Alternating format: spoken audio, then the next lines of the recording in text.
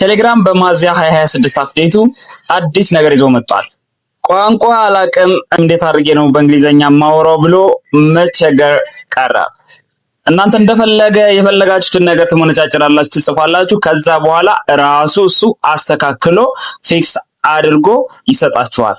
ይህ የሆነው በቴሌግራም ኤአይ ኤዲተር በሚባለው ከኤአይ ጋር ኢንተግሬት ያደረገው አዲሱ ፊቸር ሲሆን ይህ ፊቸር ደግሞ ከሚያዝያ 2026 ወደዚህ ቴሌግራማችሁን አፕዴት ካደረጋችሁ ታገኙታላችሁ። እንዴት እንደሆነ ላሳያችሁ።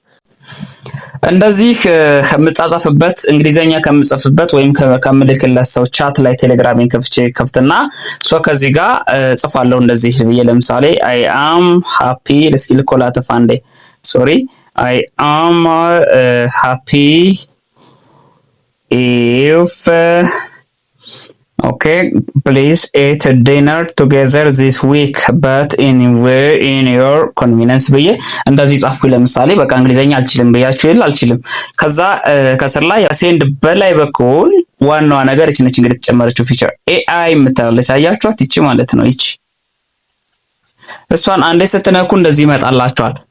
ኤአይ ከስር በፎርማል ከሆነ ፎርማል ሾርት ምናምን የምትፈልጉት አይነት ትመርጣላችሁ። ለምሳሌ እኔ ፎርማል አድርግልኝ አልኩት። እንዲያሳጥርላችሁ ከፈለጋችሁ ሾርት ማድረግ ትሪብል ኮርፕ ምናምን የሚባሉ ፊቸሮች አሉ፣ መምረጥ ትችላላችሁ። ግን ፎርማል የሚለውን የመረጥኩና ዜን እንደዚህ ፎርማል ስል ከታች ሪዛልቱን ይሰጠኛል ማለት ነው። እንደዚህ ዜን ለምሳሌ ይኸው የሰጠኝን ሪዛልት አስተካክሉት። ከላይ ቅድም የጻፍኩት አለ እዛ እሱ የሰጠኝን ደግሞ ያያችሁት ነው።